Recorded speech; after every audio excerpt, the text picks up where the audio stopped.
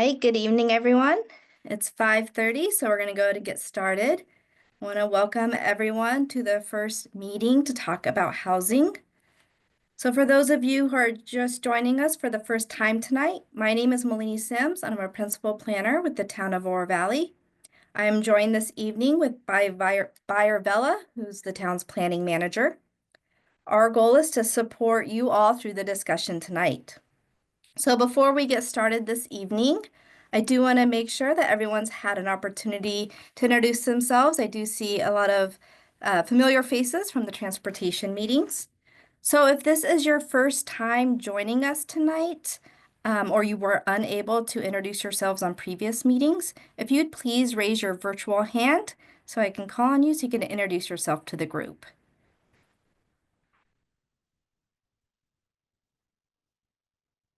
So is there anyone who this is your first meeting?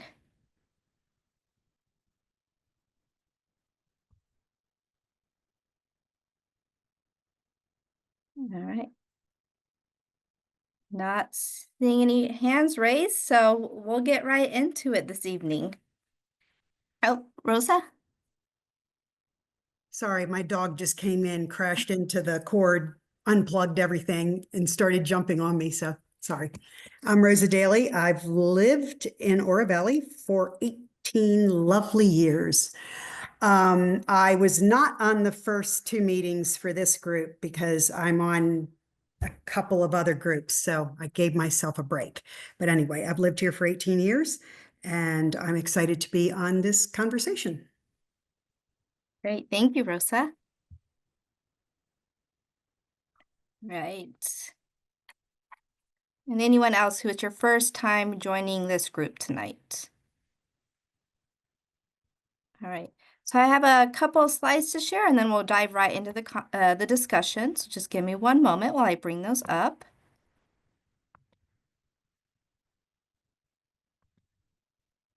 All right.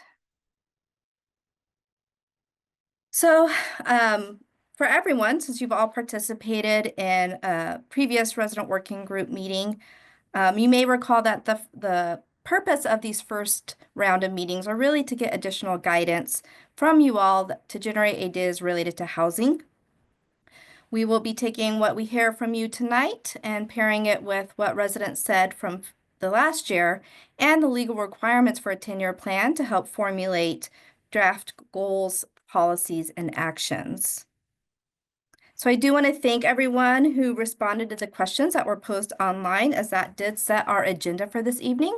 So we're definitely going to get through all three areas, but we'll start with housing affordability and home ownership, talk about housing variety and types, and then wrap up with housing quality and appearance this evening. So I'll go through these quickly because I think most of you have seen these before, but just as a quick reminder, that the task with the 10-year plan is making sure that the goals, policies, and actions are prescriptive enough to address the resident priorities, but broad enough to stay relevant for 10 years. So after this meeting, what we'll be doing is consolidating your comments, again, pairing them up with what we've already heard, and then drafting those goals, policies, and actions. That's where the second meeting will focus on building consensus on those drafts. I also want to just give a quick update about upcoming meetings and some reminders. So for housing, we will meet again on March 20th, and that will be our goals, policies, and actions meeting. I also want to thank everyone who took the poll to help us schedule a third transportation meeting. From the poll, it seemed like the majority of folks are available on Wednesday, March 26th. So that will be our third meeting for transportation. With that stated, we do anticipate needing more than 2 meetings for development in April. So we are planning to add a couple meetings in April. The first one being April 1st on a Tuesday. That meeting will be online. And the purpose of that meeting is before we get into the land use map discussions, we need to get some additional guidance from you folks, especially as what even is the approach the group wants to take to the land use map. So that would be on what the purpose of that first meeting is. Then we'll still have the 2 meetings that are in person already scheduled on the 3rd and 17th, and those will focus on that land use map. And depending on how those discussions go, we may need a fourth meeting, and that would be the meeting to really focus on making sure that building that consensus on the goals, policies, actions, and land use map. So those meetings in April are tentative, the new add-in meetings, but I will confirm with all of you, and for every meeting, always send out reminders beforehand.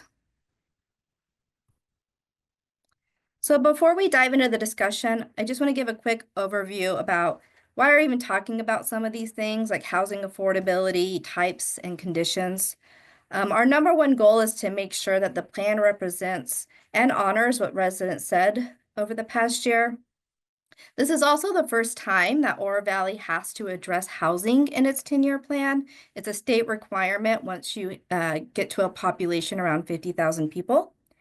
So to prepare for this, the town conducted a statistically projectable housing survey in 2023. And this was in addition to the big community phone survey that's being used for most of the 10-year plan.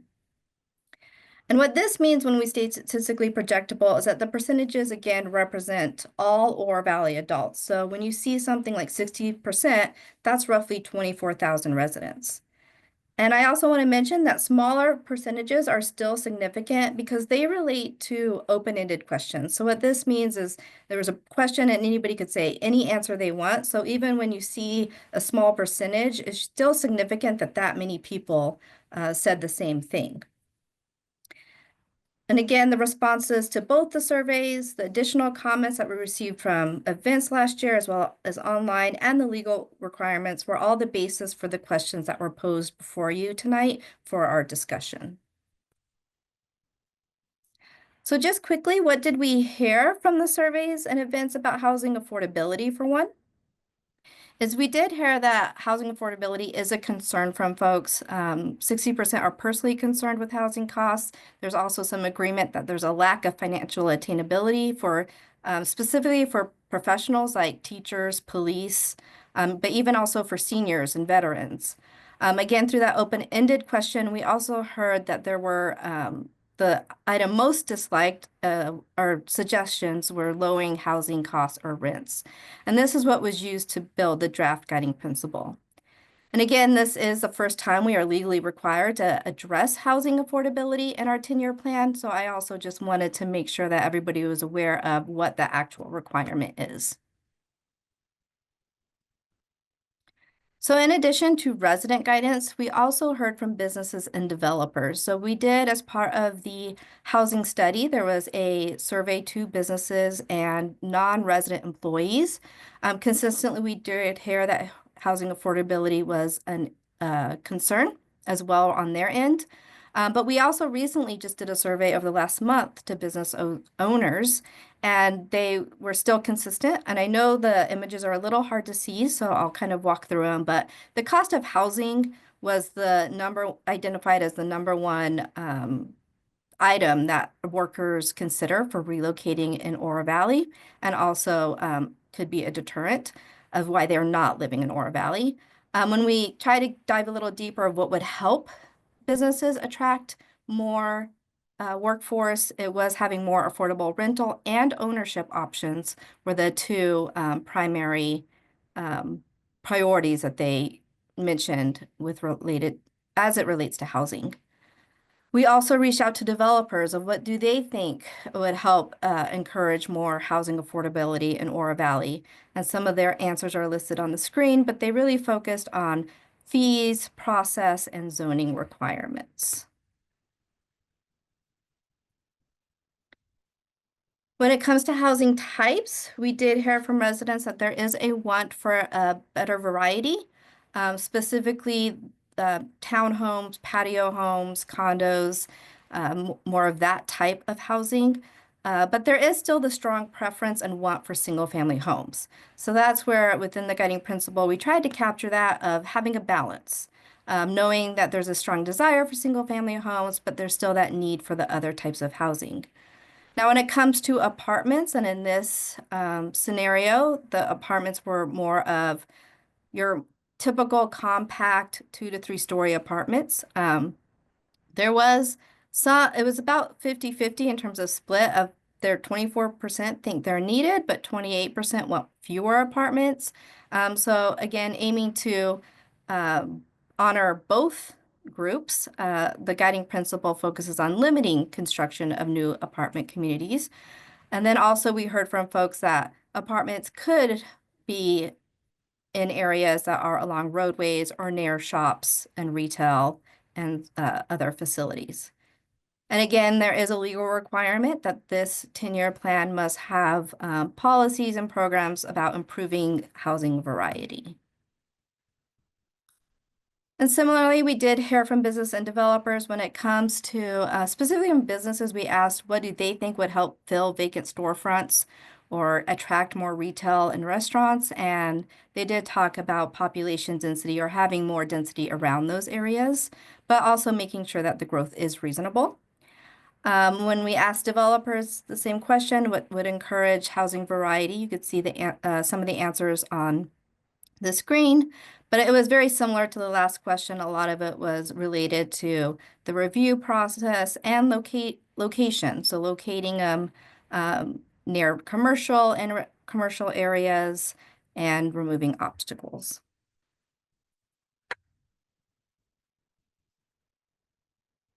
And then lastly, with housing quality and appearance, we didn't hear a whole lot about this. There wasn't a survey question, so all of this came from what we heard about at events and online.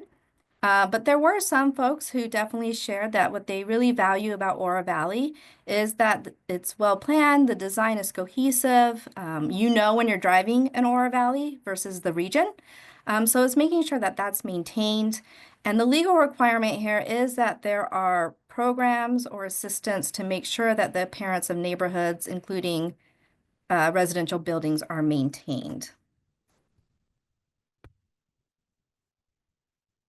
I am going to, just as a quick reminder, because I know all of you are pretty fluent now with the whiteboard, just a reminder when I share, you can use that navigation menu in the lower right-hand corner to adjust your view, to zoom out or move around.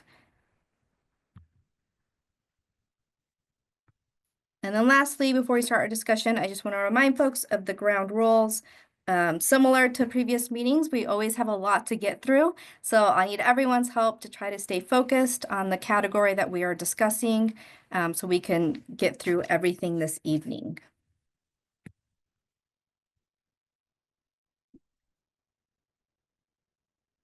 With that, I'm going to go ahead and share our whiteboard with your comments.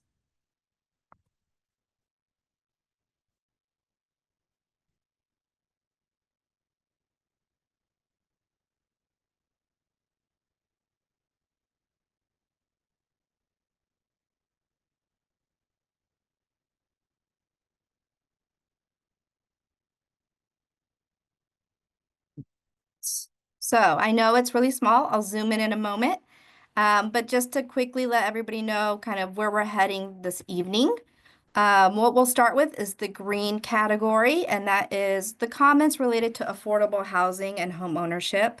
We'll go through some concerns that you guys shared about the need or fit of affordable housing in Oro Valley, the relationship between affordable housing and businesses and amenities, subsidized housing, state legislation, land trust, financial programs, ownership and costs of single-family housing, and then we'll also talk about more housing variety and density.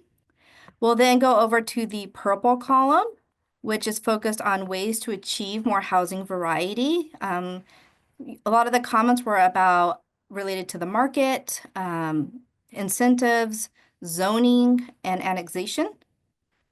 Then we'll move over to the location for appropriate for apartments.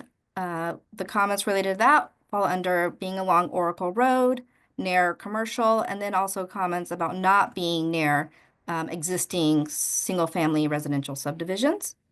And then again, we'll finish up with housing quality and conditions.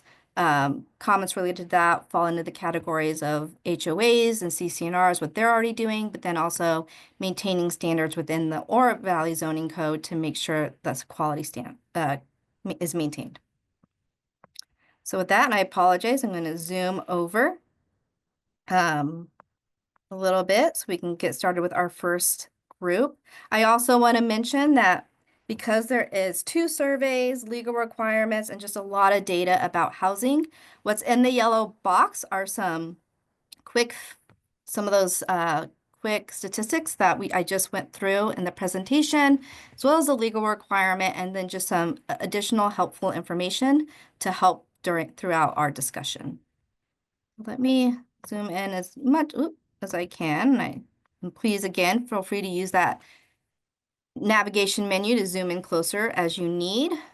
But let's start off the conversation with regards to there were a fair amount of comments about the concern about the need and fit of affordable housing in Oro Valley. And we did definitely hear comments on kind of both extremes.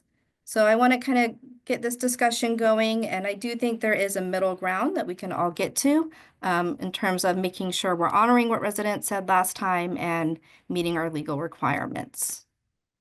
So with that, if anybody wants to elaborate on any of their comments, they have any questions or additional comments to add, please raise your hand. Okay, Gail?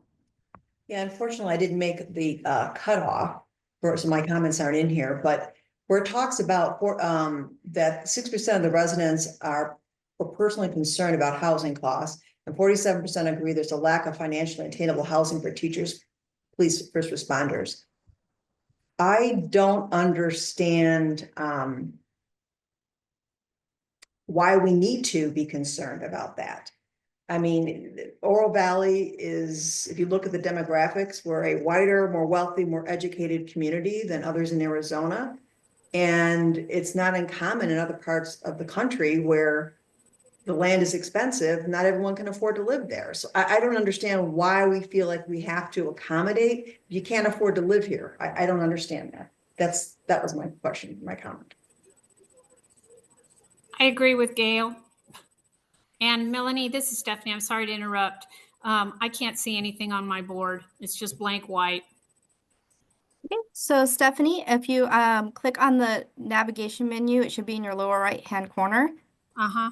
If you click on the down arrow and click on Fit to Screen, it will bring up the whole board, and then you can zoom in and move around. Okay. All right. I'll figure something out. Is it showing?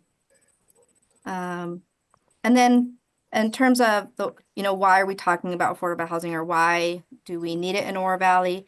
Again, we're trying to we need to honor what we did here. So regardless if we agree with it or not, there is a significant amount of people who are worried about housing costs. And again, we also have to meet our legal obligations. So we do have to have policies about affordable housing in our 10-year plan. But does anybody else want to, or Sue Allen? I think you're.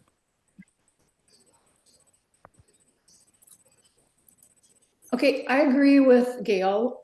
Just down the road, there are all these apartments being built. I mean, just all over the place. And I understand that we need to go along with the government to say that we need more people. And I know people want to live here. But what I'm saying is, I'm concerned about downgrading what the lovely area we have now and just, cramming things in because, some people say they want to live here. Well, the reality is that when you first buy a home, you might not be able to live in Beverly Hills. And I just think that we cast that off as because we know that the government wants to have a lot of homes, and we all have children who are just really having a hard time, and when we were kids we had a hard time too. So I just think that a lot of people don't want to stand up and say that, but I know that's what a lot of people are telling me. So yeah. Dawn, I do want to mention too, and I didn't talk about this earlier, is when we're talking about affordable housing too, it definitely could be customized to Oro Valley, right? So it doesn't have to be affordable housing that even pairs with the region. It can be customized based on our income levels and what housing types you all feel we could focus on to be more affordable. So for instance, typically affordable housing is housing that's at a price point where people aren't paying more than 30% of their income on housing. Well, Oro Valley has a fairly high income for the region, much higher than Tucson, for instance. And so a price point for 30% is around 65,000. And I will say that's based on 2020 numbers. I appreciate Jody who put comments on here with updated numbers. Our numbers are from our housing study that now is 2 years old. But keep that in mind too, as we're having these conversations about affordable, is what does affordable mean in Oro Valley? It doesn't exactly have to mean the same thing as it does in Tucson. And I think a couple people put comments on here that subsidized housing wouldn't work. And you're right, we didn't hear that when we were out in the community. Nobody talked about that. So it may be focusing more on the different housing types, which again could be unique to Oro Valley for what's affordable for us. Hal, and then whoever's on the iPhone. Yeah, it's probably me, Malini. Okay, we'll go to Hal first, and then it sounded like Joe, but I don't know. Yes, that's right. Joe Nichols. All right. Okay, thanks, Melanie. First of all, when we talk about affordable housing, you're right, Melanie, it's a relative term. It's not subsidized necessarily. It can be a market rate. It's just lower cost than maybe other kinds of housing that might be available in a community. And there's an array of kinds of housing that could be considered. It's not just single family detached on a large lot versus high-rise apartments or even 3-story apartments. I mean, there's a concept called middle housing, which includes townhouses and duplexes and triplexes and things like that, which are available now in Oro Valley, just that they haven't been built that much recently. I live in a neighborhood where I have a 5-plex of condos, single-story condos across the street. About a block away, there are some garden apartments. And then there are some small lots, single-family detached that were built back in the 1980s, I believe, 4,000 square foot lots. So there are parts of Oro Valley, and this is an older part of Oro Valley, one of the original parts, which already have a mix of housing. And it doesn't have to be, again, high-rise apartments. And the other thing to consider is that whether you provide affordable housing or not in the community, people are going to be working in the community, the teachers, the first responders, retail and service employees, that we're going to have here in this community. If they can't find a place to live here, then they're going to have to commute in, which adds to traffic. So that's another thing to think about. Thank you. Melanie, I'm sorry, Melanie, this is Stephanie. I still can't see anything on my screen. I did everything you said. I still can't see anything. That's okay. I wanted to second what Gail said real quickly, which is just that, I doubt that the people who are the first responders and the firemen and the police department that work in Beverly Hills get to live in Beverly Hills. In New York, the high-end or more high-end areas of New York, the fire department and the police mostly live out on Staten Island. I can tell you that the people that work for the Newport Beach Police Department definitely don't live in Newport Beach. But like Tucson, there are very nice, very affordable communities with good schools very close to those areas. So they're able to live there and come to work. I don't see, particularly in Tucson, where housing is so affordable here, and there are so many nice areas with, nice schools. I don't really see what an issue is that we have to turn around and, build low income or whatever you want to call it, housing here, when literally 10 minutes up the road, there is some. I just don't see the need. Sure. So Stephanie, I'm gonna let I think other people may want to weigh in on this, so I won't respond, but I do ask folks, please either raise your hand or wait to be called on, just so we can make sure everybody gets a turn to speak. So with that, I think Joe, you were next, and then we'll go to Rosa, then Mike and Jody. Thank you, Malini. My view is that for a healthy community, we do need a mix of housing. And I think we're short apartments and condominium options in Oro Valley. For us to have a vibrant economy with businesses and places for everybody to work, I do think we need more affordable housing options. And yeah, so maybe my view is a little contrary to the previous speaker, but that's the way I feel. Okay, and then Rosa. Okay, so I agree with the fact that because Oro Valley is only 36 square miles, we are close to Marana and Catalina, and there are affordable options with a reasonable commute, maybe even 10, 15 minutes. But what I was focused on more is affordable. We do have 700, over 700 apartments approved, but not yet built. And so I don't know whether they will be affordable though, because anytime I've ever heard of apartments in Oro Valley, I keep hearing the word luxury attached to it. So I think that's the challenge, you know, just because it's an apartment doesn't mean it's going to be more affordable than a house.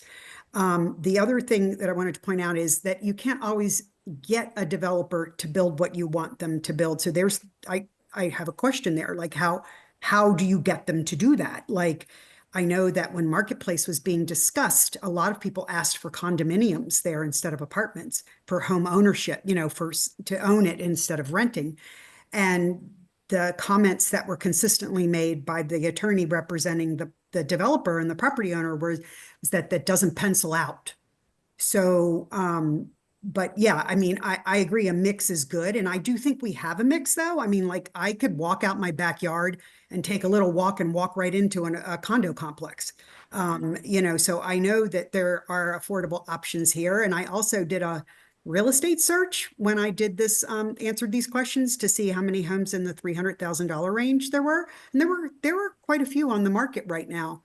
So I guess my question for you, Malini, is, people want, I mean, I think that comment about affordability is just kind of like everybody says that. Like, how do we get that down to you know, something that is doable? Like, you know, how do you, with a community that's 95% built out, how do you get that mix now if we don't already have it? I guess is my question. Yeah, appreciate it, Rosa. And you're absolutely right. From a unit number standpoint, we do have enough units in our pipeline based on our projected needs, even for the next 5 years. So you're hitting it right on the mark, where it's not a number issue, it's the types and the price points issue. And in terms of how do we get more affordable? How do we get affordable? How do we get the variety? That will be our conversation this evening. I think a lot of you gave a lot of great ideas as we get through the discussion tonight. So I don't particularly have a specific answer for you, but I think you guys have a lot of ideas that we'll discuss this evening. I think it was Mike next, then Jody. All right, thanks, Malini. And I apologize, I'm on my phone here, so if I made a comment on this section, I will be quick, so I'm not repetitive. But I think I echo the more recent comments. I think it's important for a thriving community to have a more diverse group.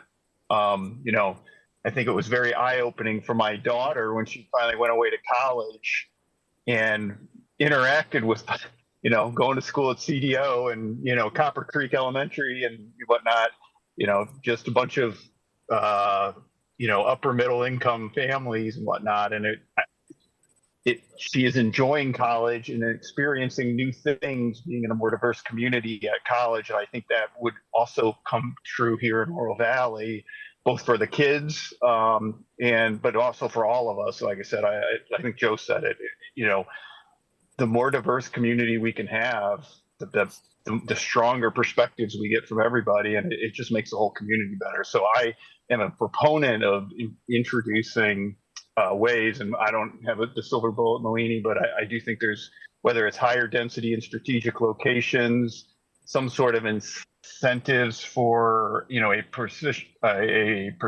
of, you know, development to include some, not low income necessarily, but, along with what you had mentioned earlier, the, housing affordability within the salary ranges we have within our community, I think that would all, I would encourage us to find ways to get there. Thanks. Thank you. Okay, Jody, Robin, and then Dawn. So there are, our big issue is supply and demand. I know you quoted that we have enough housing in Oro Valley to support the needs. Our challenge is that there is not a lot of inventory. And as we build more inventory, even if we're building in, let's say, the $500 to $1 million range, then people can move up into that range as they grow and they grow their income. But it gives the fact that we have more housing, then the housing goes down in price in the lower levels, in the lower tiers. Because if there's more supply than demand, then housing falls in pricing. And so that's how we get, everybody's like, okay, well, we have to build, all these cheap homes. No, we don't. Because the more reasonable homes will get more reasonable as the housing grows in Oro Valley.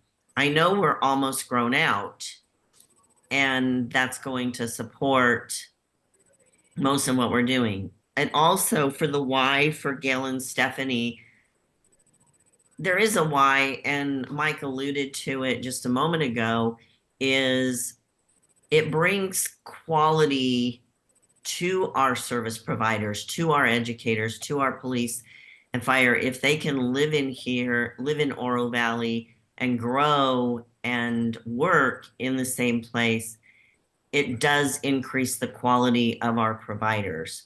And so that's always nice to have because, I'm watching different areas where the teachers are actually taking the bus to get into their schools to teach.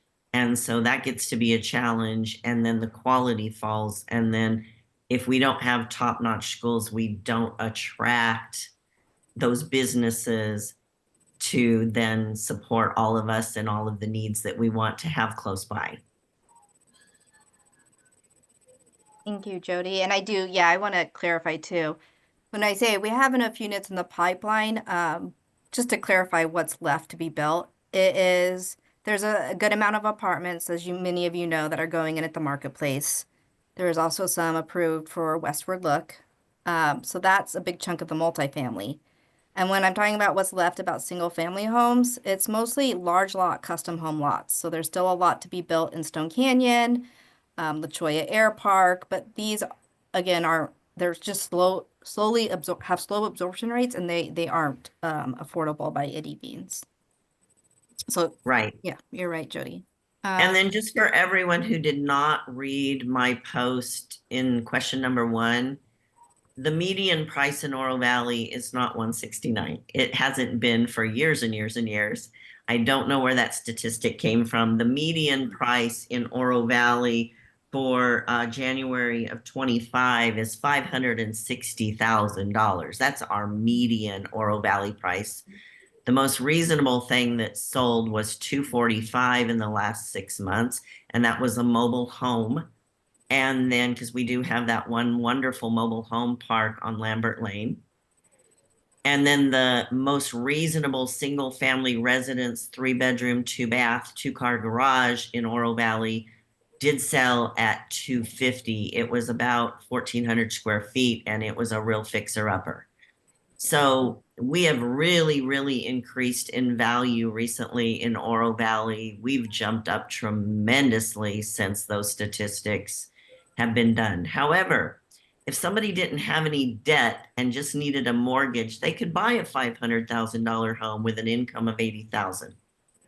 So that's just a heads up. So where our mindset is of what it really looks like. But there's so much debt with people that they can't afford that kind of home with that kind of income. because of all the other debt they carry. Thank you, Jody. Okay, Robin, and then Dawn and Mark. Okay.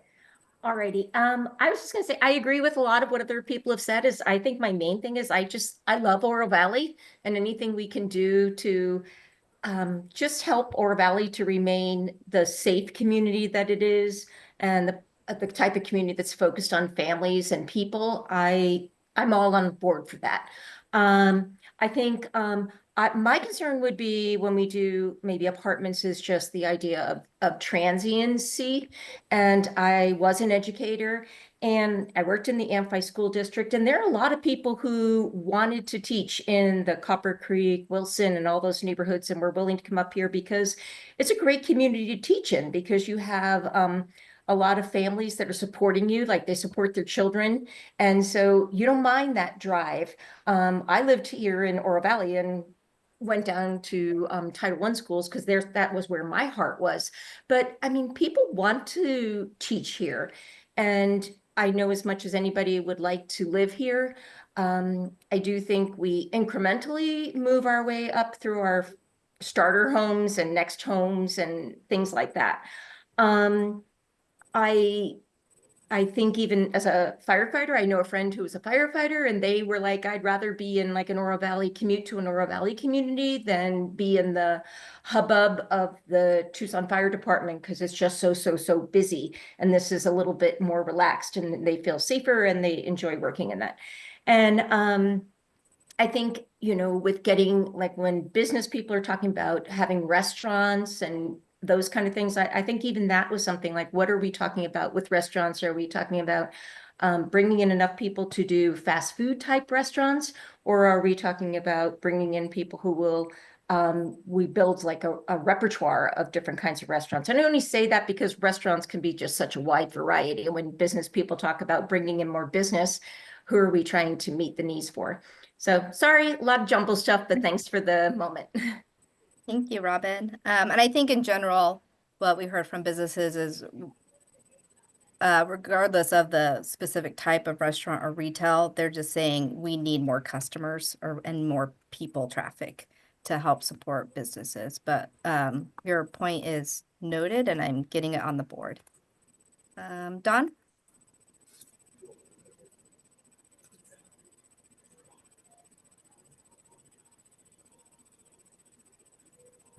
I just wanted to, one of the things that is driving the price of all housing up is the cost of the land.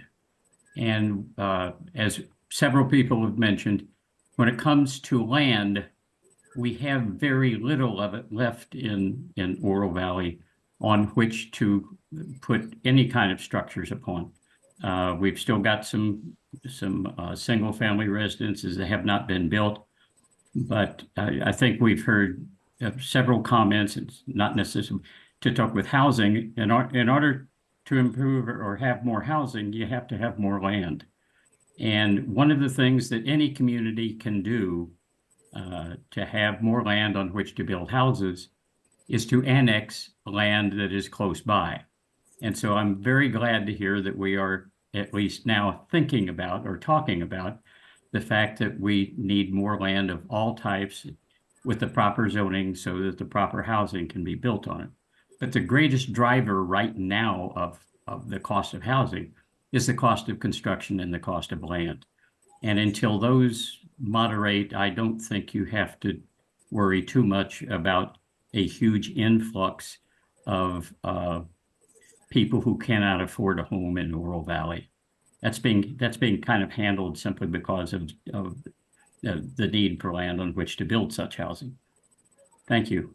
Thank you. And let me just do a check-in with the group. So we definitely are going to get into more conversations of what ideas you all gave of how to encourage more affordable housing as well as varieties. And I know annexation was brought up as one. But before we move over to kind of those ideas, I do want to make sure that everybody who wants to talk about the concerns about the need for it and fit for it have had an opportunity to talk.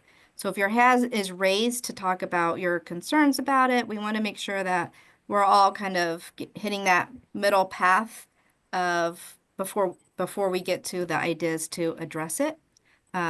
Please keep your hand raised, but if you have your hand raised because you want to talk about ideas to address affordable housing, if you'll hold off for a moment. So Mark, I think you are next. I'm in agreement with Stephanie. I'm very concerned about low-income housing moving to Oro Valley. We didn't move here because we wanted to be near low-income housing. The neighborhood I grew up in started building low-income houses in the late 1970s, and I can tell you, you don't want to go into that neighborhood in the dark these days. The geographic area of Oro Valley is small. Let Marana, let Tucson build low-income housing. We don't need it here. Thank you, Mark. I just, again, want to take a moment though of, let's think about what low income can mean in Oro Valley. So if we think about what affordable or attainable can mean in Oro Valley, our median household income, and this is of 2020, so I know it's about, right now it's 105, is the median household income of Oro Valley is, I think, around 105,000. That's based on the 2023 estimates. What I have in the yellow box is a 5-year-old estimate, is the 5-year-old census number, which is still 92,000. That's almost triple Tucson. So when we're talking about affordable in Oro Valley, we may not be talking about, we're not talking about, I don't think, what we have to think about what low income could mean here. And so again, even at a 30% price point, that's 30% of our median household income would be a price point that allows people who are making at least 65,000 to live here. And it's even higher now. That's again based on 2020. So I don't know if that helps in terms of helping defining what affordable can mean in Oro Valley, but just keep in mind, it can definitely be customized to this town, not the region. And I think Cheryl, you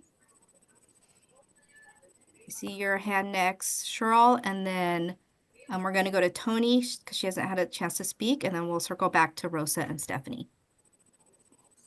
How about me? I've been waiting a long time.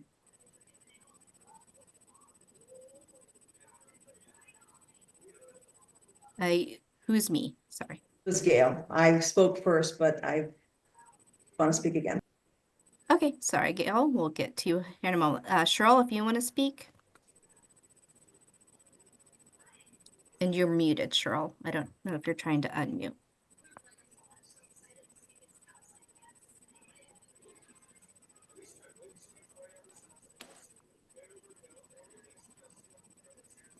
Cheryl, if you're able to unmute yourself.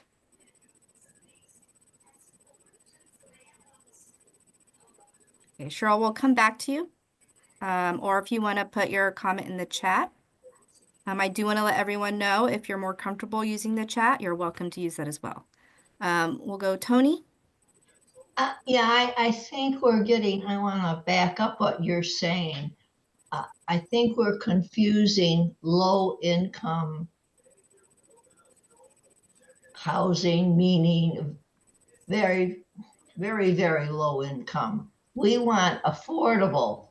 And so some of our affordables have to be at a lower range, but it's not like public housing or anything. And I think we have a little bit of snobbishness attached to many of our comments too. There'd be no way Oro Valley would have low income housing. Thank you, Tony.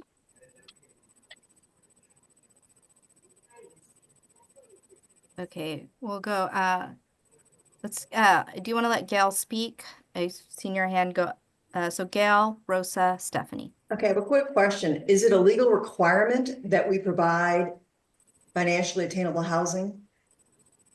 It is a legal requirement that we have policies in our 10-year plan to address having affordable housing. Okay, because I'm very supportive of diverse housing and more higher density and apartments if necessary. However, we live in a free market society. So if the market bears higher property values, who's going to subsidize the cost of this lower housing? I can give you an example. In Chicago, Lake Forest College, a very affluent community.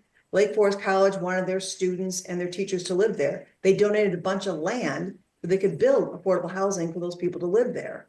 So I think when you ask your questions, it's all great. People support that there's a lack of financially attainable housing, but then did you follow up and find out, are you willing to help fund this? Because who's going to pay for this? I mean, who's going to pay so that the rental price is lower than market value? Who's going to pay for it? Yeah, so I think, Gail, there's also, other ways to reduce the housing costs, and we're going to get to that here in a moment, that some of you gave. So I do want to get us moved on to those other ideas because I do think we're kind of headed in that direction already, but I want to make sure that Rosa, Stephanie, and Cheryl have a chance to speak. And Cheryl, it looks like you're unmuted now, so I apologize again, Rosa and Stephanie. Maybe if we can let Cheryl speak just because she hasn't had a chance yet. Okay, I just had a couple thoughts. We now have the location at the northeast corner of La Cholla that does have some townhomes supposedly going in there. Understand they're just placeholders right now, but that's what is on the map currently, development plan. So that will also give us something else to work with. As far as La Cholla and Tangerine, where they wanted to build those rental homes, of course, that was shut down by the developer himself, I guess, eventually. But the problem, I think, with that one, when you're going back to the appearance thing that came up, was that they did not look at all like Oro Valley. So I understand why some people are saying about appearance, because it's true. They looked like they belonged on the East Coast somewhere.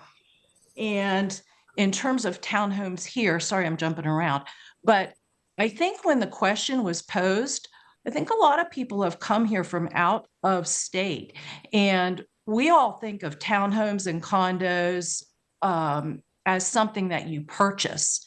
And that does have a pride of ownership, which you're not always able to retain that if it's an apartment or a townhome that people do not own, that they are just renting. So I think that was maybe could have been clarified a little bit better when they were doing the survey. And what else? In terms of the income, I did notice that on one of the items in the package that we got to review prior to this, they used Pima County data for the income for the police and whatnot. And Pima County is significantly lower than us in terms of the sheriff department. I looked up on, I found a table on the town, I guess on the town website that had the police step pay plan. I don't know how many of our officers are new here, but the ones that have been here for a while, and I think maybe some tend to stay because it is a safer community to police in than someplace like Tucson or the county. But in any case, govsalaries.com had some data from 2023. I'm not sure how accurate it is, but it seems like a reliable source. And it says the median salary for OVPD is $94,073. And Marana is comparable. Tucson is comparable. You get to Pima County Sheriff's Department, it's only 72,000. So, and I also think that a lot of these people, two things, and I'll shut up. It's two income families. And I know they said in the data that, they couldn't afford it, but I kind of think that there's a lot of people that are in these essential services that do have two income families and are able to afford them. That's something probably our HR department could provide. And I forget what my next thing was, but anyway, I'll stop and let somebody else talk. Thank you very much. Thanks, Cheryl. Rosa, then Stephanie, then we're going to move on to your ideas because I think you guys are again hitting on those a lot. So I just, after Jody spoke, I really liked what she had to say. So I was thinking instead of average cost of a house, maybe we should focus on just inventory in a reasonable price range, because one of the things that's skewing the average is all of the homes going into Stone Canyon right now. They're in the $4 million, $2 million. We didn't have that 10 years ago. You know what I mean? So there are a lot more larger, because that's the area that's, you know, left to be built in, you know, and even like the corner of Moore and La Cañada, those homes will be over 1 million. The ones that went into Fairfield, that they're 1 million. So that's skewing you know, but that doesn't necessarily mean that we don't, if our goal should maybe be inventory of affordable, not average, not go on the average cost of a house in Oro Valley. I guess that's my point. Yep. No, appreciated, Rosa. And then Stephanie, if you'll. Sure. So the other question I guess I would have is, you know, I just took a quick look at realtor.com. Right now we have 50 townhomes and condos for sale in Oro Valley. And, you know, I would guess the average price is probably, I don't know, 375 to maybe 425, somewhere in there. Has the city looked at, you know, what is the price range we're talking about when we say affordable housing? Because, I mean, if we're talking about building more townhomes and condos,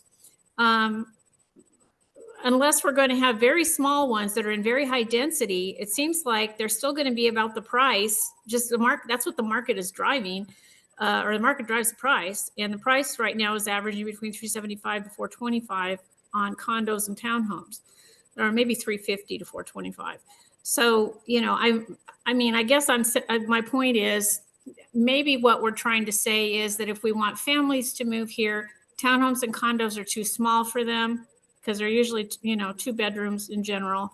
So maybe townhomes are too small and condos are too small, and what they need is single family homes, in which case, you know, I don't know how you make single family homes cheaper. You know, the market drives the price of single family homes, and the average of a single family home in Oro Valley is probably, you know, $525, $550.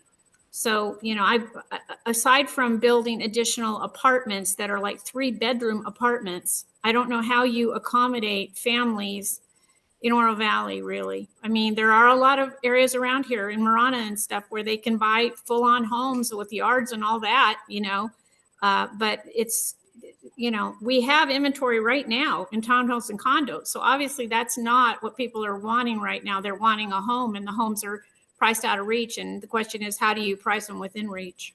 Because I will say this too.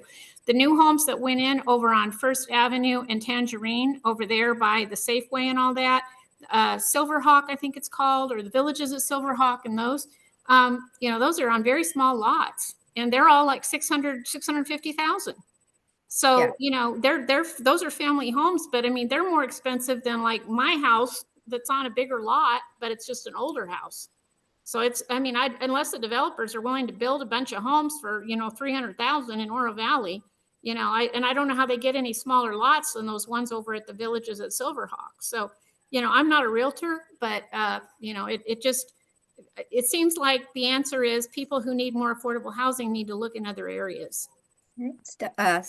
So I'm going to move us on. Thank you for your comments, but I think a lot of your questions, we do have some folks who have ideas on how to lower those costs. So let's move on to the ideas you guys gave. So this first group, we're going to look at, we're going to look at as a whole, not each column separately.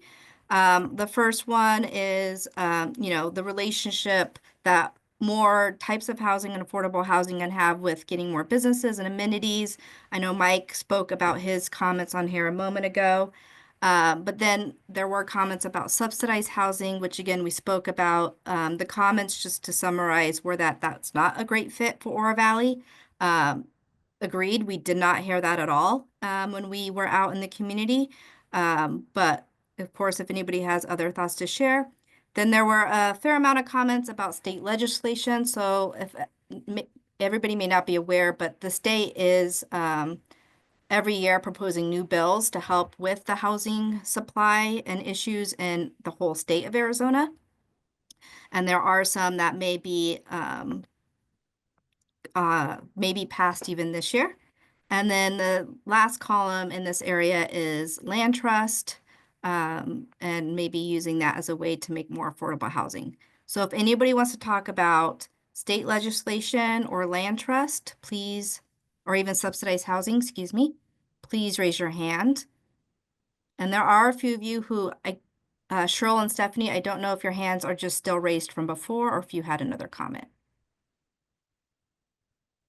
Okay, Don?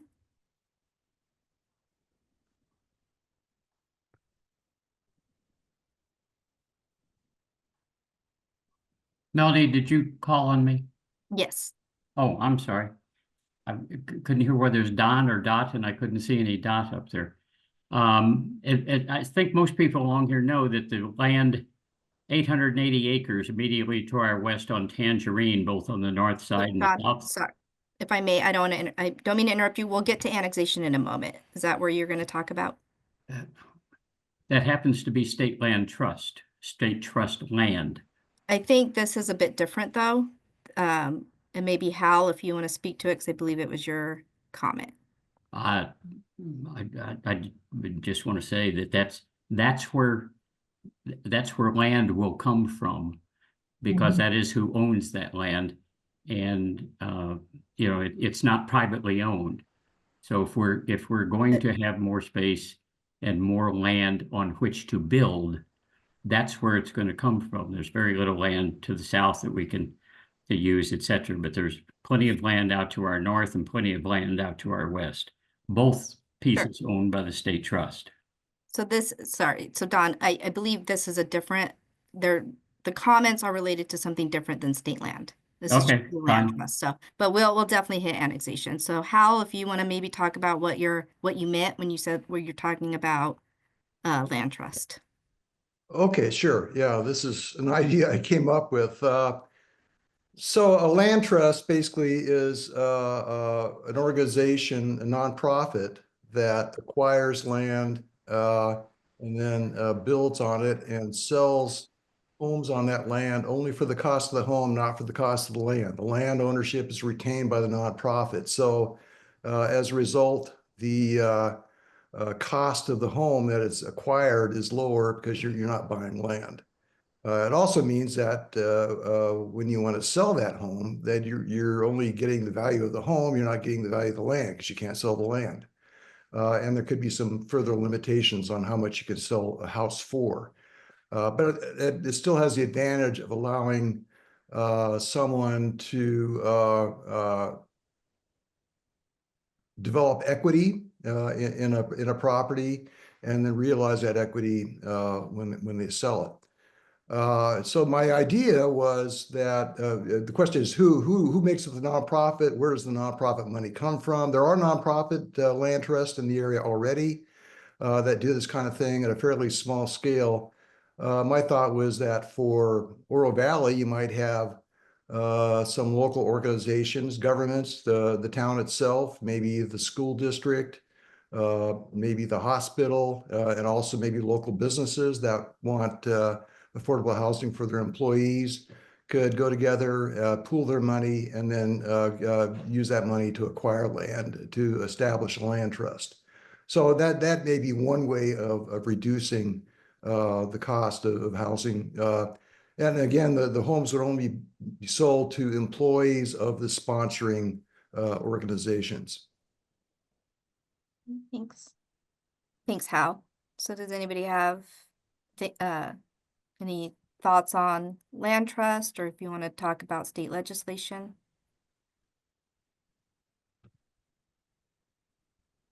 Gail. My comment is just back to Hal, like Hal's point is, someone has to subsidize the low affordable housing.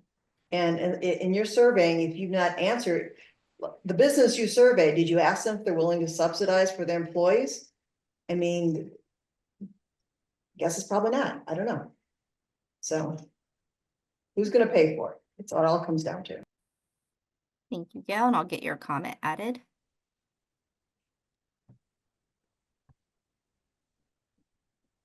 Rosa? Also, there was probably a lot of legal hoops to jump through to create a land trust. Just from our recent experience with, with the Conservation Fund, I was given a small education on the Land Trust Alliance and what it takes to be a land trust, and it is steep. It is not an easy thing to do, so that would be another obstacle. I do think it's a good idea. The thing that sets me back here is where we are in the development of Oro Valley, and does the town want to grow beyond its size? Those are all questions that have to be asked as we address this affordable housing thing, because I think it's ironic that you don't address it until you hit 50,000. But if you hit 50,000 and you've used up all your land, then how do you meet this goal in a creative way that Hal suggests, you know? Yeah, that's a very good point. Okay, I'm going to move us on. So when it came to talking about homeownership, so again, I do think, well, I know 90% of residents agree that owning their home is important. So this is definitely important in Oro Valley. But also there is that legal requirement that the plan has a component that will identify programs that help promote home ownership.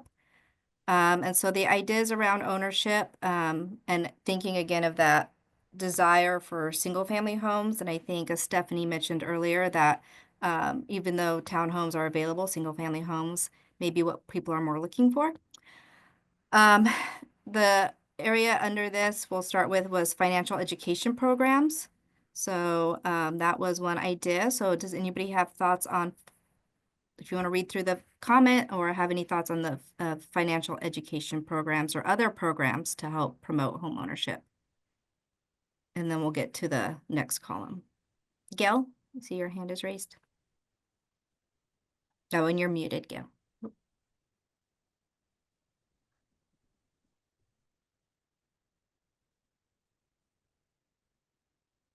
Sorry, I don't have anything else. I'm going to bring it down. Sorry.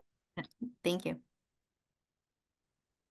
Okay, we'll move on. So when it came to ownership and cost of single family homes, there were comments about lot sizes, supply and demand came up again.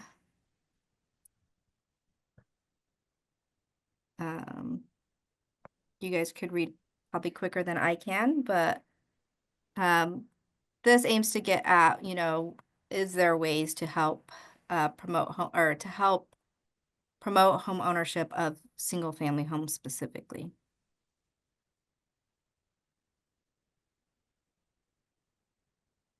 And Tony, I see you're unmuted. Feel free to add your comment. I'm going to stay silent.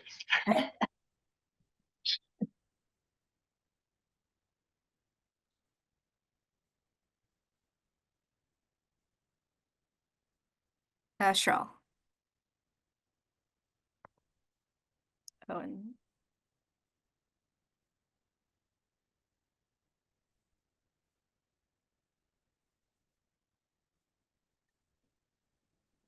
Cheryl, you may need to unmute yourself.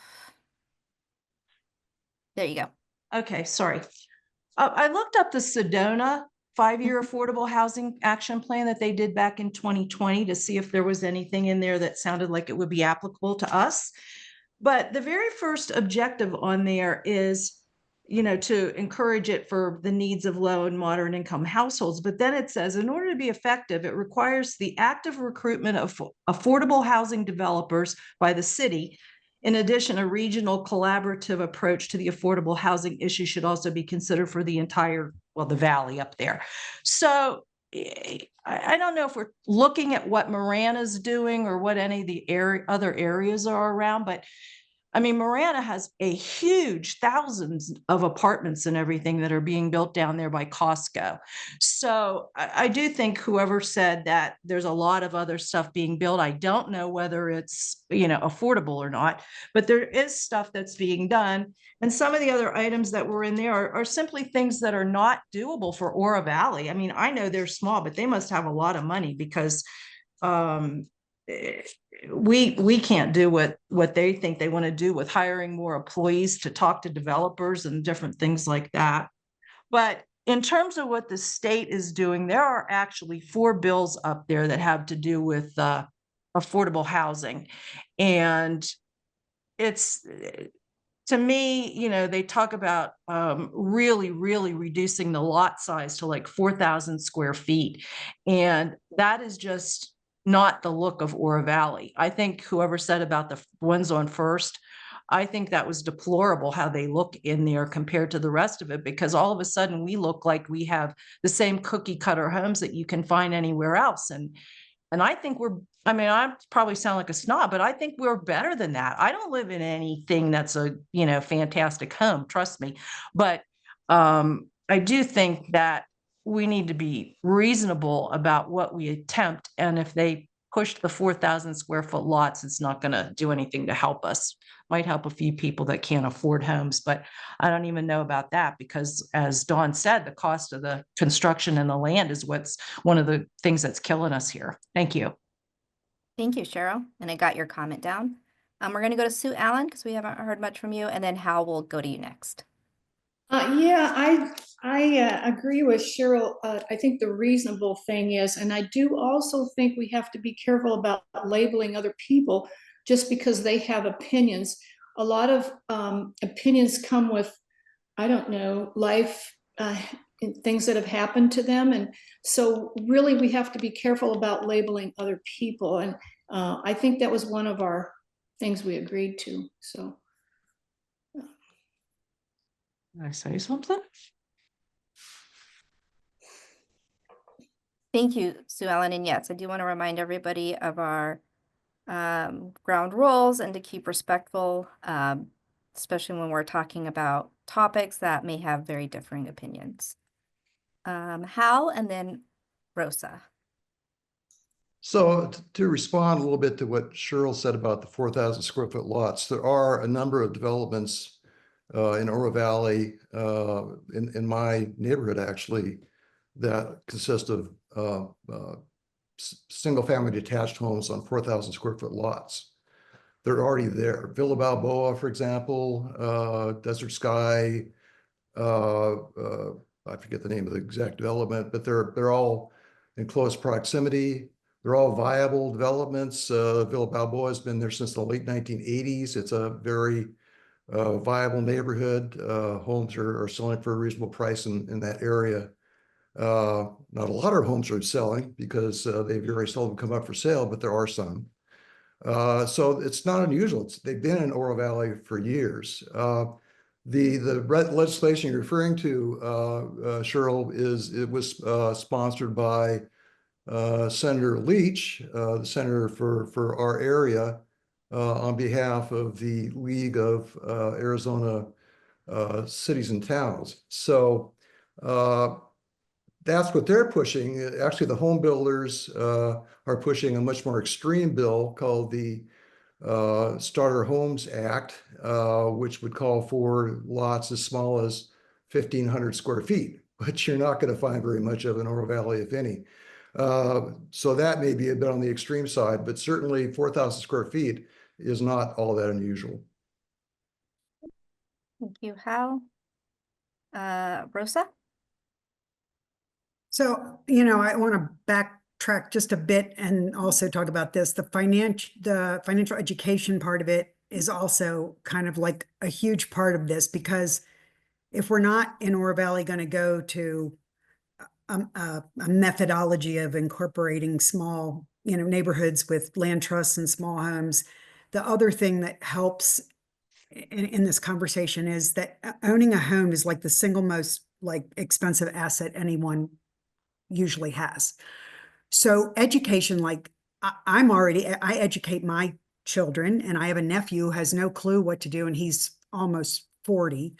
I mean, because his parents didn't help him, but you have to educate your children or whoever it is that may come to you and say, hey, I want to buy a house, on what it means to get to that goal.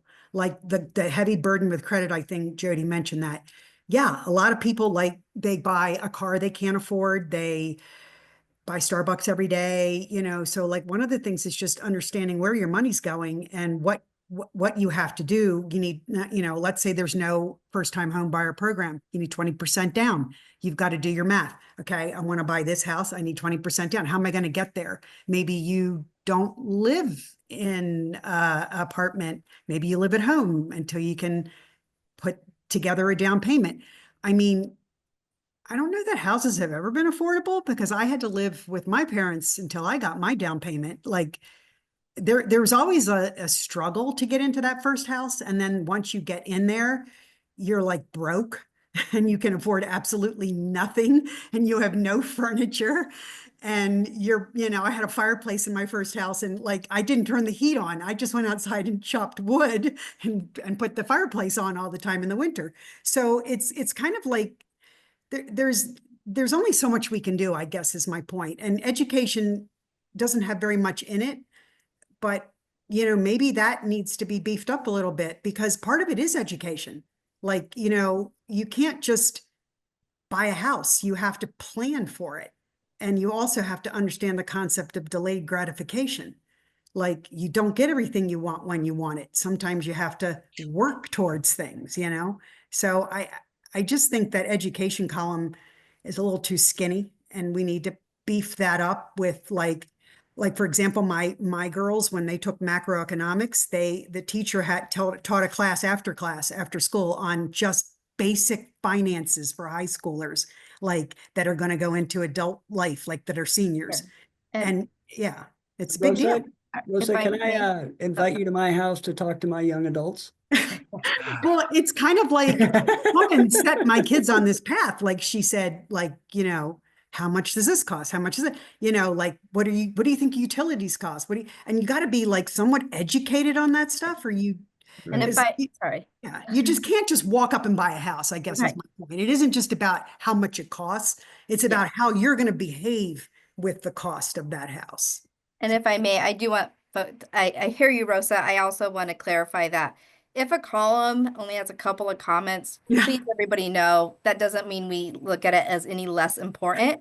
We're looking, it's not the number of comments, it's what's being said. So appreciate that. But I just want everybody to know that just because there's maybe only 2 or 3 there, we hear you, it's important. And we don't see it as less important if there's only a handful. So okay, good. I do want to move us on though. So this kind of gets into our next column, but so I think we'll be kind of moving between both the purple and the last green column. A lot of folks did have comments about one way to improve affordability is with more housing variety. So there are definitely the comments about how to make single family homes more lower cost, but now it's more just in general how to have more affordability is having townhomes, triplexes, duplexes, and then also density where it's appropriate. So do anybody have any comments on the housing variety, or do you want, or we can definitely just jump right into how do we achieve more variety? I'm seeing head nods a little bit. Do we want to just jump into how we achieve variety? Okay. Because I think we've touched on what type of variety we're looking for. So in terms of achieving variety, there are comments about kind of general the market. So we've heard a little bit about this. I think some of you have brought it up and you're right, that, developers are going to develop what's most feasible for them. We did get a comment of maybe there should be percentages or metrics to meet to get more variety. There were a fair amount of comments about incentives, using incentives to try to get developers to build other housing products.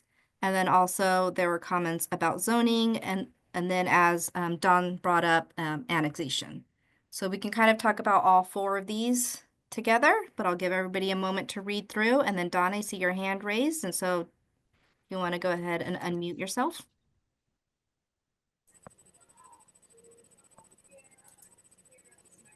I have to be very careful with my audio button.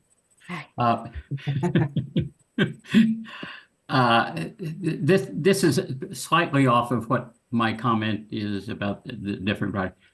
But I think the town design standards have a lot to do with leading the developer to a product that we need. We have been criticized in the past because our design standards are very narrow, and we don't allow certain types of fancier housing or things like everything looks the same brown, the same green, the desert colors, etc. But I think if we just approach this, that we know what we want in the way of designs generally, and our design standards, and we have an extremely talented planning and zoning staff that we can solve that issue, I think, relatively easy. I personally don't hear a whole lot of negative comments about everything in Oro Valley looks exactly the same. Yes, it has 4 walls. It could be 1 story, 2 story, 3 story. Can't have those 4 stories. But I think there's enough room for variety here now. I think but again, I think that lies in the development standards that we have for the residences in Oro Valley. Thank you. Thank you, Don. And then Stephanie. Yeah, it's asking about, how you get variety in housing, not to beat that dead horse any more than we already have, but it's pretty well dead. But again, I think probably the only way to maybe build something that's cheaper or I guess more affordable, if you will, than what we have now, considering that what we're talking, we just talked about the fact that, townhomes in general aren't big enough for families. But on the other hand, all the townhomes pretty much that are built in Oro Valley, if you go up right now on realtor.com and you look at the listing, probably 90% of them, maybe higher, are either 1 bedroom or 2 bedroom, so maybe there would be an option to build, like someone suggested, paired homes. I think, that's what we call them in California, but I know they're called duplexes other places. Paired homes where you really have 2 single family homes that are attached, that share a wall. And so you can build them on a smaller lot because they're basically sharing a lot. And you can have 2 2-car garages, which works really well. And they look very nice from the street. Usually you can't hardly even tell that there are 2 residences instead of 1. That might be an option. The other option would be to, allow to have builders build 3-bedroom townhomes. So that, with 2-story, 3-bedroom townhomes, so that you can keep a relatively small footprint on the ground level, but have more room for, kids and stuff like that. That might be an option without taking up a huge amount of land. Because personally, I'll just say, I would be so sad, having moved here for the beautiful desert and stuff, if we start, covering up all the desert by annexing it and building 5,000 homes and it turns into Phoenix. I just where all the desert's been covered up. I just think that would be a shame. Thank you, Stephanie. Just getting your other comment.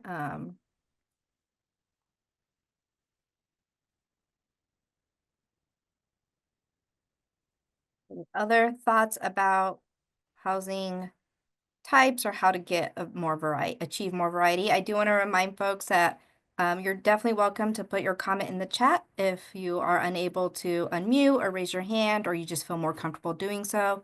The most important thing is that if you want to comment or have a question, that we hear it this evening. Sue. Yeah, I agree with Stephanie with the homes that are together, and then they still have 2-car garages, and then they can still have a backyard. I've seen that. In fact, my daughter lives in one, and she loves it because she has a actual place for her dog to run, and that uses less land. And she's in her young 30s, and she loves it. And I know a lot of her friends are also having those. So that's a good idea, Stephanie. I really agree with that. Okay, thank you. And then Don?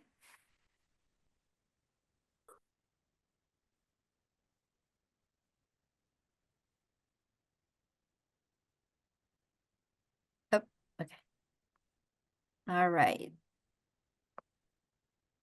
So the next column, I'm just going to move us on, not seeing any more hands.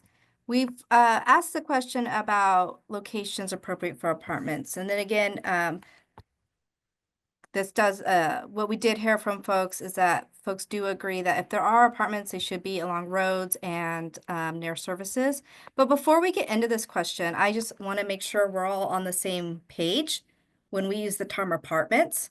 So we have this image on the screen, if you're able to pan to it, that really shows the range of housing types, going from detached single-family homes to your taller mid-rise apartments. So if I can ask somebody, when you were answering this question about location of apartments, what did you have in your mind when we said apartments? What is apartments to you? And you can use the picture, to describe your answer, or you can just tell us what you thought.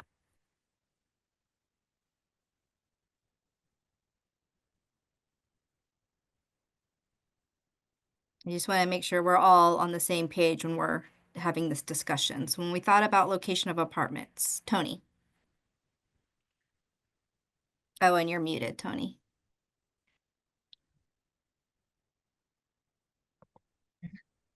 Okay. Now, I grew up in the Chicagoland area, and so my view on apartments would be like 4 stories. I don't recall ever seeing any 3-story, but there would be 4-story or higher, and that those apartments would have elevators. So you would probably put me in multiples. Okay, so you're thinking more of compact apartment complexes type thing? Yes. Okay. Yes. That are go up? Okay. Yeah, that go up. Yeah. But Other, is that also what everyone else was thinking when they answered this question? Or did somebody think something else? Or somebody thinking a different housing type when they were? we have mixed use at Marketplace. Yep, that's true. I think that's fantastic, and I hope that the one at Tucson Foothills Mall is a big success. Yeah. That's gonna lead the way for development here in Oro Valley. Yep. And yeah, we'll definitely get into the location factors that people had, but were there how else were people defining apartments in their head when they answered it? So I want to go to Leah because we haven't heard from Leah yet. I agree with what Tony just said about like I had pictured the apartment complexes being very like tall and like compact living. That's really what the image of like apartments was in my mind. Great. Thank you, Leah. All right. So Rosa and Don, were you also in agreement with that, or did you think of something different? Not necessarily nothing different. I just want to make sure that when I talk about apartments, I'm talking about multiple stories. Yeah. Okay. You know, something other than two or 3 stories. Okay. So it sounds like, and looking at everybody on the screen, it looks like everyone's kind of on the same agreement. Everybody was talking about compact apartments that are tall. So with that in mind, I didn't respond to the survey, but okay, I grew up in Chicago too, and I grew up tons and tons of 3-flat brownstones. I mean, there's a lot of 3 flats. So, I mean, they don't have to be real high, but they're kind of long and narrow, kind of like shotgun houses, so you get less, you can have higher density. Or you had 2 flats too in the Chicago area. All right, so looking at, I didn't have that in mind though. Oh, that's okay. So looking at where you all responded to where locations for apartments, and for this discussion, I think we will define apartments just from what I just heard as our taller, more compact buildings. So what we heard was they should be located along Oracle, near shopping, commercial centers, as Tony brought up, OV Marketplace was brought up. And then there were comments that they shouldn't be near existing single-family residential subdivisions, or there needs to at least be balance with that to not take away from, or I think that was the comment. Okay, so anybody want to add to any locations for apartments or elaborate on their comment, or if there's any questions. Don. Hal, I think you have your. Yeah, one qualification about apartments on Oracle, it probably along the west side of Oracle would be a better location. Not along the east side, which would, especially if they're multi-story, could affect the view of Push Ridge, which I know is a major consideration in this town. So, and there are some large lots along the west side of Oracle that might be appropriate.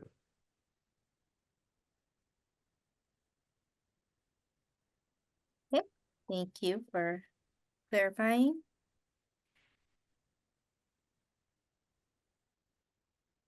Sue.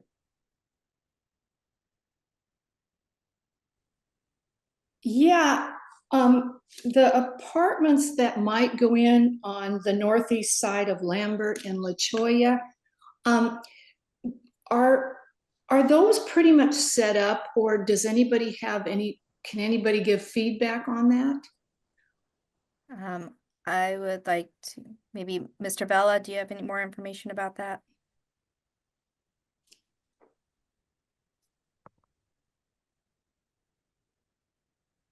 I'm sorry, can you repeat the question?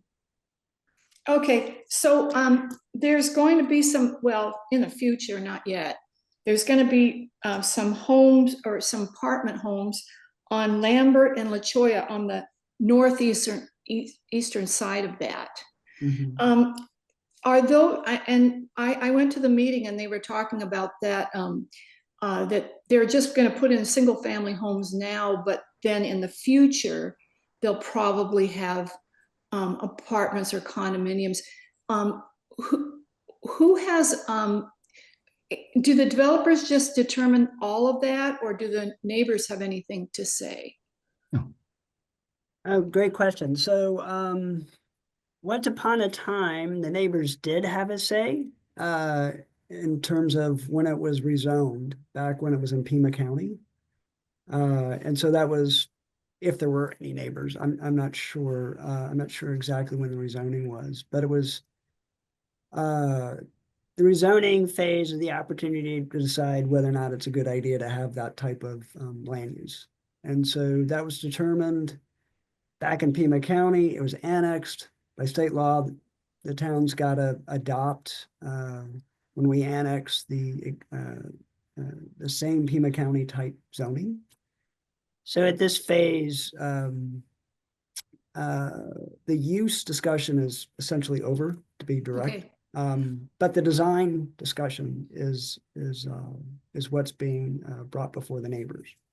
Okay, so also, when is the best time, if you know, like, oh, something might come in 5 years or 10 years, but it hasn't yet built, when's the best time to get involved with that?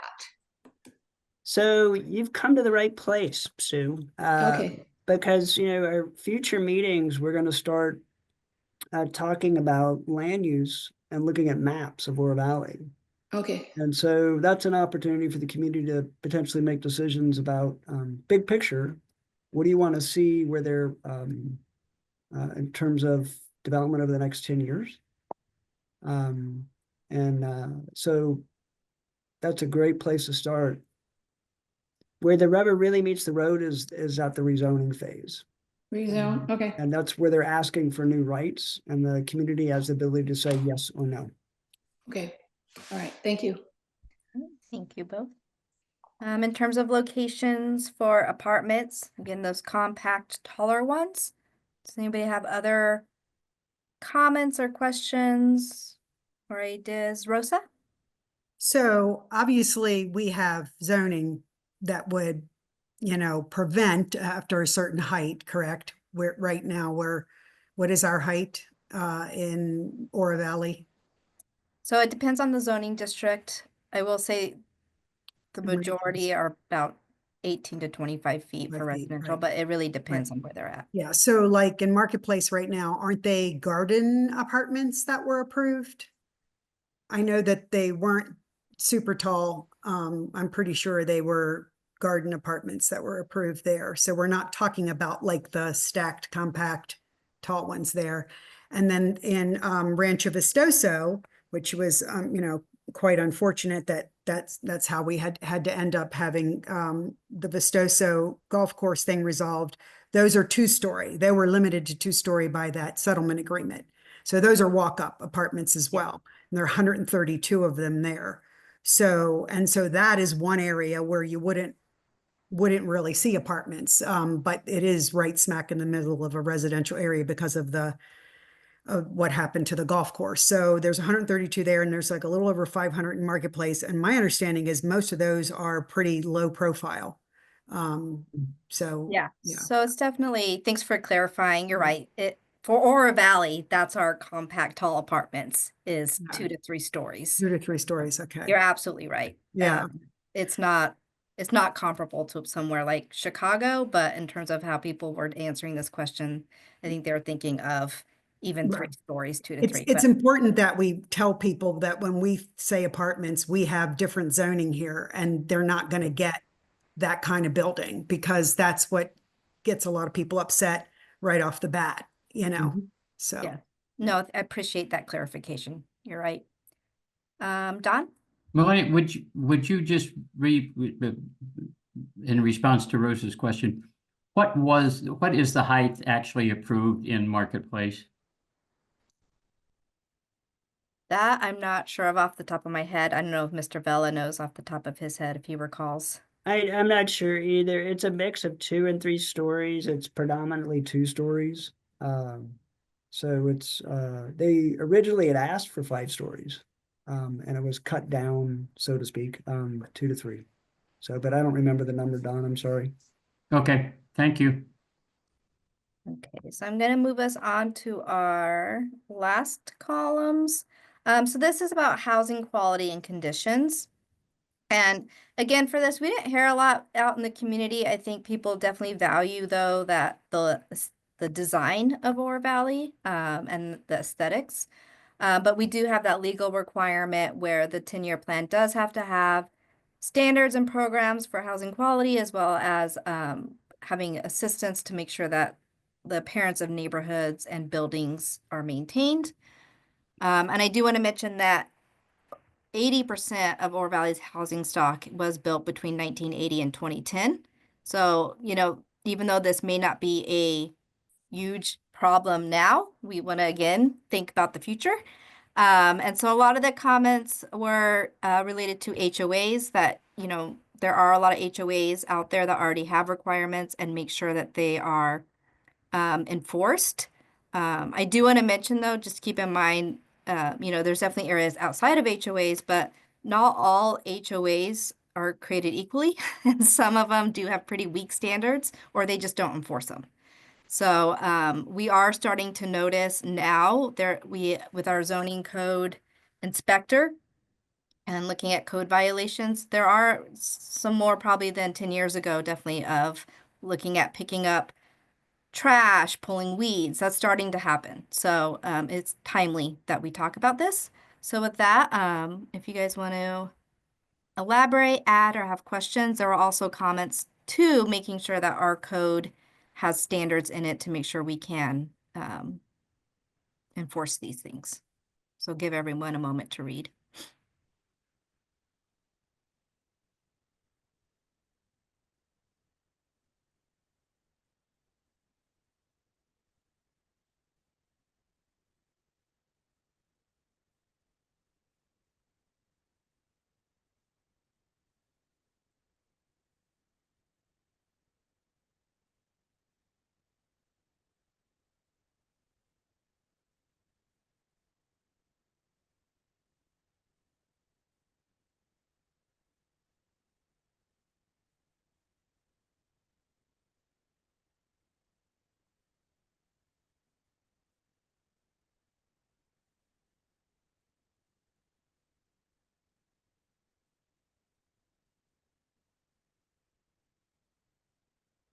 And Cheryl and Don, I see you both are unmuted, so if you had a comment, please feel free.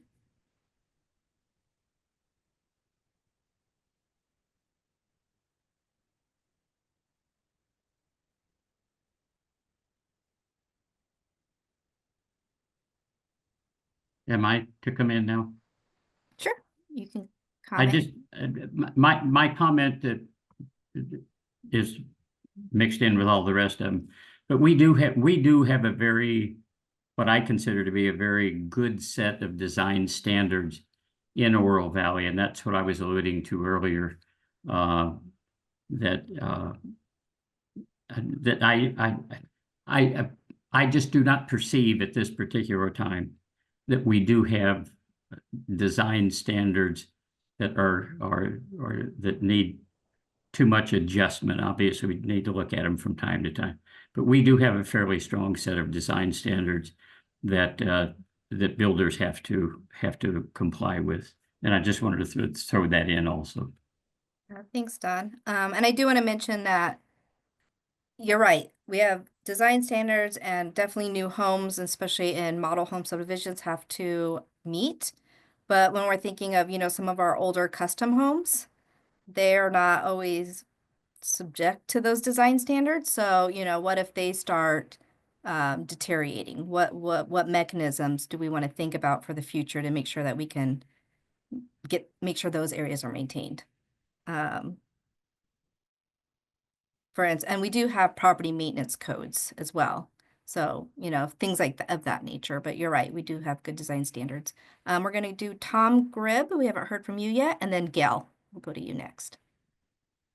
I just want to put in my comment was that HOAs are really the key. The problem with design standards is that only requires the builders to build something according to those standards. But I've witnessed that they aren't enforced after the fact, unless it's in an HOA. We don't have the resources, or at least there doesn't appear to be resources in the town to enforce the codes. Once the owner is there, they go ahead and put in high intensity lights. They can go ahead and do this, that, or the other thing. And the town doesn't have the resources to prevent that from happening. Whereas the HOAs can enforce it and do a good job of it, I see. If I may, Tom, there's a yes and a no to that. Usually the HOAs are quick to address that. You're absolutely right. We do have staff, code enforcement staff, that if someone, and folks do, he's very busy, have issues with lighting and whatnot, we're out there and we cite folks, and we have the ability to fine folks as well as bring them into court. One thing that most folks might not realize is we have property maintenance codes that do address when there's an accumulation of junk and whatnot. And unfortunately, I've seen quite an uptick of us needing to use that, where an HOA has grown frustrated. All of those letters are getting ignored. They don't want to pay attorneys, and they turn to us to use property maintenance code. So we do get into the mix, but I think you're right. It's usually the HOA that's the front line, but we do get in the mix. So thank you. Sure. And my comment was more about, and I don't know if this is design standards or if this is zoning. But for example, it's Arizona state law that you can't park your car in the driveway and block the sidewalk. Yet our zoning standards do not require that the builders make driveways long enough to fit a pickup truck in them. Everyone's got pickup trucks, and then they park in the street. And so I think there's another opportunity for Oro Valley. Again, I don't know where this falls. Like, I know there's a vote going on with the HOAs about continue to restrict overnight street parking. Oro Valley's code is only if the vehicle's in place for more than 48 hours. But you don't specify whether, maybe I'm wrong. Is it just cars, or can people park, can people park trailer homes? Can they park, other kind of vehicles in Oro Valley? As long as it's not there for more than 48 hours, it's okay. So I really think Oro Valley should look at, and again, I don't know if it's zoning or design standards, but I think compared to Midwestern suburbs where I was at, our zoning is really lax. We're pretty lax. We don't have, again, in DuPage County is stricter than Oro Valley, so where I grew up. So I'm just saying, I just think that there's little things we can go back and look at again, like what kind of things can park on the street. Maybe they should only park on one side of the street.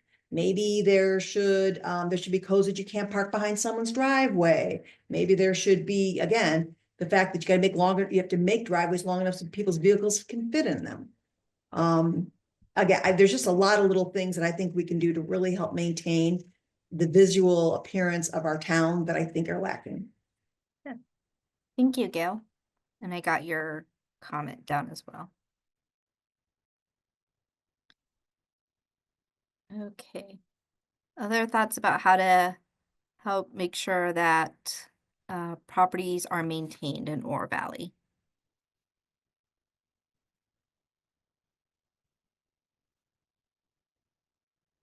All right. There are other thoughts just about housing in general. Again, these columns and categories and questions were posed by staff based on the legal requirements and what we heard through the surveys, but are there other comments people want to make? And especially if you haven't had a chance to speak tonight, please feel free to raise your hand, or if you're, again, more comfortable, put it in the chat. We want to make sure we've heard from everybody who wants to speak. Hal, you had another comment? Sure.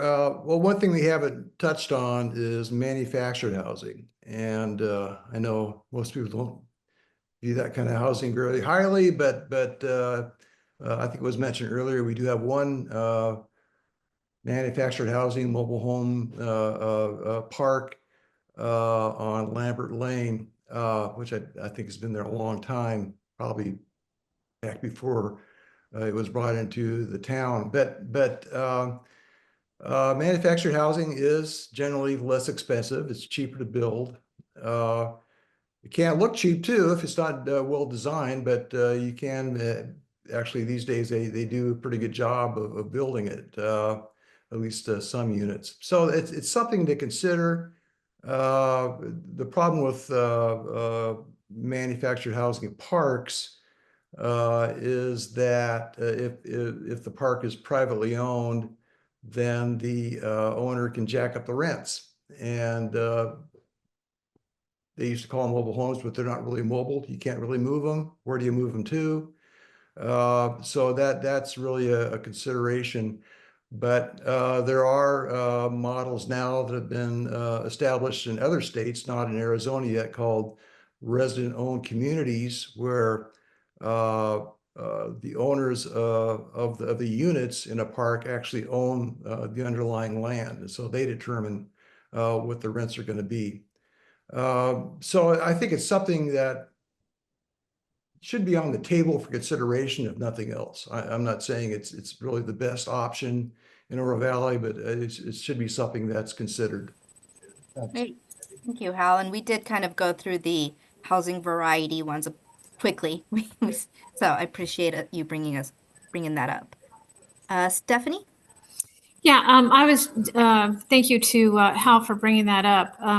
I'm aware of a manufactured housing community in Irvine, in California, of all places, which, is certainly a very upscale area. Homes probably average, $1.5 million to over $2 million there. And there is a mobile home community there where the residents, you can't own the land under your mobile home in California. You can't, like the Highlands over here in Oro Valley, you own that little plot that your mobile home sits on. You cannot own your own little plot in California anywhere. But this particular development, the residents on a co-op basis own the entire community, if you will. And so if there's 100 mobile homes, you own a 100th of the total land value of the co-op. And because of that, versus having a mobile home that would sell for $250,000 maybe, they sell for $500,000 in this development. Now, to us, that sounds like the average price of an Oro Valley home, but compared to $1.5 million in Irvine, a $500,000 home is a pretty good deal. And you actually have, some ownership in land by doing that. And because they own it in the co-op, they do have to pay some property tax, but there's zero monthly rent on the space. You have no rent on the space, zero. So you just own the value of your home that you paid and then, you know, a fraction of the property taxes every year. So, you know, and it ends up creating a home cost that's about a third of the average home cost in Irvine. So that might also be a way to do some affordable housing here. It's a really good thing to bring up, Hal. Thank you. Thank you, Stephanie, for some of those ideas. And then Gail, I can't tell if your hand's raised again or if it's still raised from earlier. Nope. Okay. Okay. And how you're absolutely correct when it comes to manufactured homes, we have only one area, one zoning district for them, and that's limited to even one home area, the Highlands Mobile Home Park.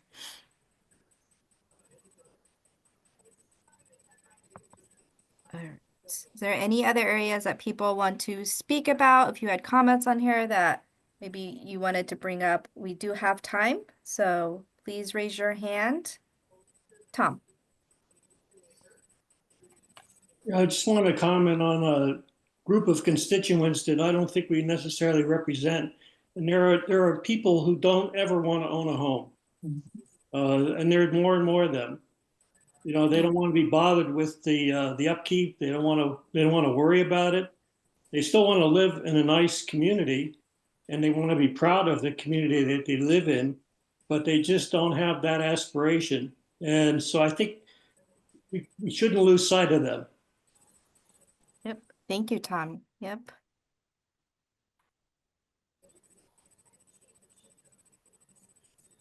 And yeah, to your point, I believe it's 25% of Oro Valley are renters. And a lot of that is by choice. They don't want the upkeep and maintenance of a home. Hal? Yeah, one thing that just came to mind that we haven't talked about at all is something called shared housing, which is a concept that's being applied throughout the country, including in the Tucson area, where people with a small household that have extra bedrooms may enter into an arrangement to rent out one of those bedrooms or part of the house to somebody else. And maybe it's not just purely for rent, maybe it's for assistance and day-to-day living, things like that. So there are models for that, and it's a way of providing housing maybe for an older adult who owns a home and needs assistance. Maybe she rents it out to a student who's, you know, maybe somebody's going to the veterinary school here in Oro Valley, and they rent a room for a few years. So that's another thing that might be a way of providing at least housing on a short-term basis. Thank you, Hal. And I got your comments down.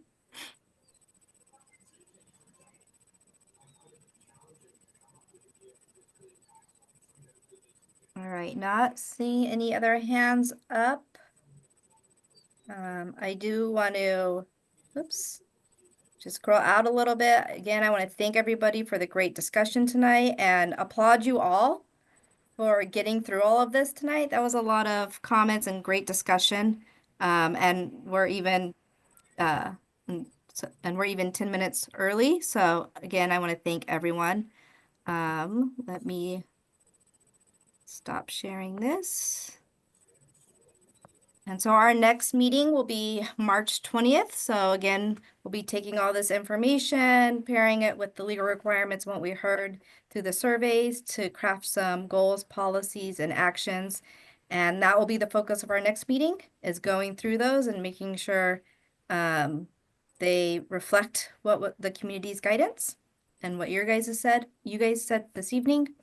And again, just a reminder that there's also that added meeting on March 26th, which is the following Wednesday, to go through the transportation goals, policies, and actions. But I'll be emailing this out as well. So with that, I want to thank everyone and hope you all have a good night. Thank you.